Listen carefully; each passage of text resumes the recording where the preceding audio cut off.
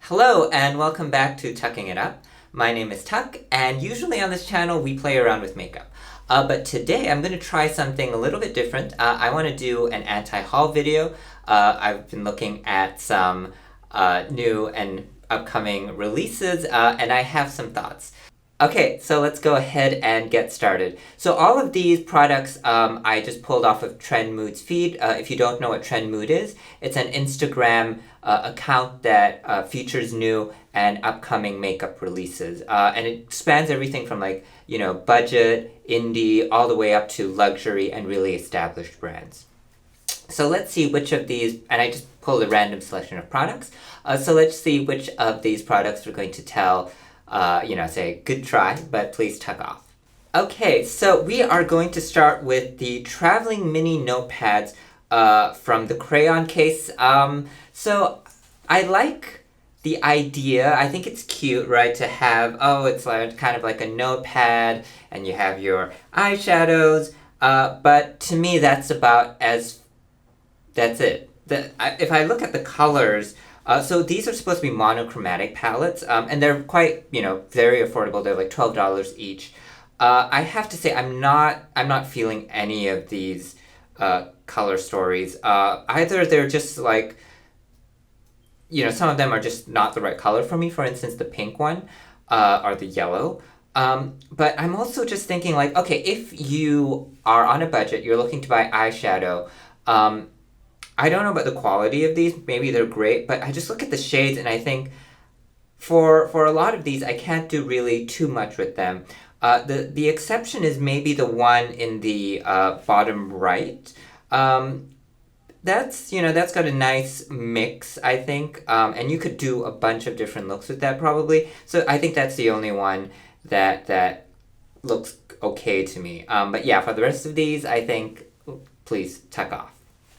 Okay, moving right along, let's talk about this new collaboration between Disney and Colourpop, and this is Bambi themed. So I know there are a lot of people out there who love Disney. I'm not one of them. I just never quite got their appeal. Because for me, the reason I'm not really into Disney is I find like there's not much beyond just the surface of it. So it's a couple of eyeshadow palettes, themed after different characters from Bambi. And then you have glosses, some pencils. I guess you could use those mainly. I think they're meant for the eyes, but, wherever you want to use them, and set of lashes. The palettes look okay. I guess this is my bias, but just because it's a Disney branded thing, I can't support it.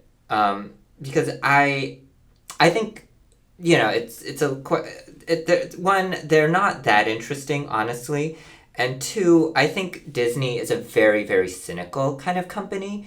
They like to project this image of like family friendliness and, warmth and stuff like that. But when you look at their business practices, how they treat a lot of their workers, right, especially at the theme parks, I think they're just, it's kind of the complete opposite of that public image. So yeah, I'm sorry, can't, since it's Disney.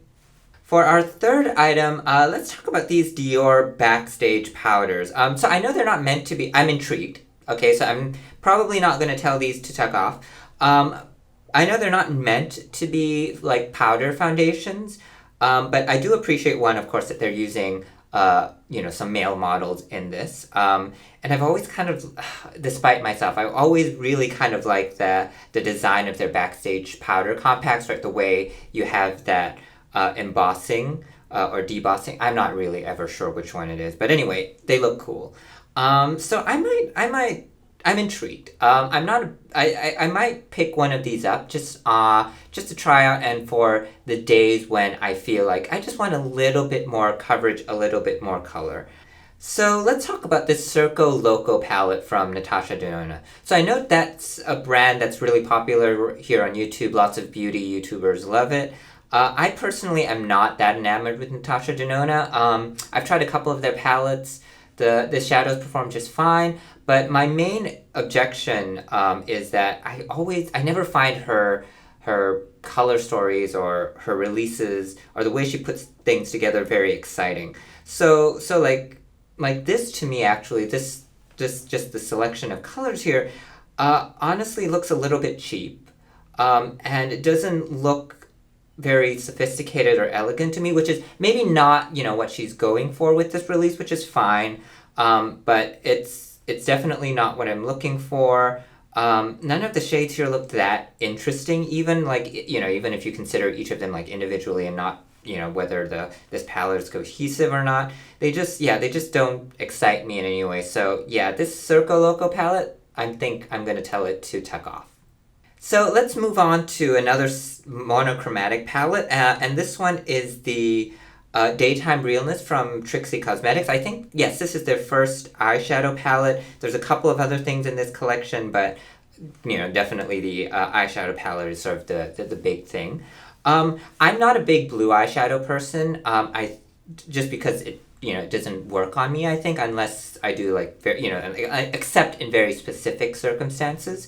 But I saw Trixie try this on her, kind of do a demo on her channel, and again, while the colors don't speak to me, I think it's actually quite an interesting palette, right?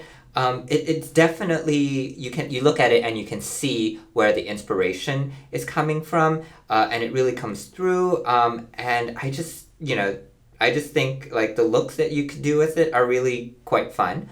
So even though it's not for me, I think this one is one that maybe I might even get just to play around with and make a fool of myself on this channel. So it's not going to be told to tuck off, so stay tuned and see if it actually makes an appearance.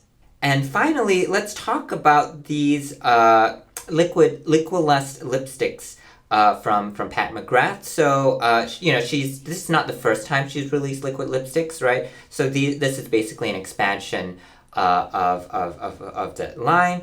But there are 8 new shades in this release, including one of my favorite. It's actually what I'm wearing right now, right? Flesh 3, which is one of my favorite shades. I've never tried Pat McGrath's liquid lipstick formula. I've heard it's really good, so I'm intrigued. I'm interested.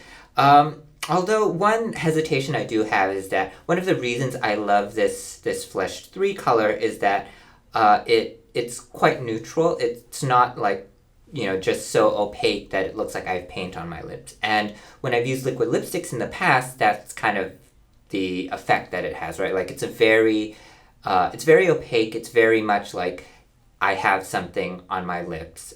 It's almost like acrylic paint, which is great when, I need that sort of coverage, particularly for darker colors or if I'm going for specific looks. But for the shades that I'm interested in where it's kind of more on, I guess, like the nude-ish / natural kind of end of the spectrum.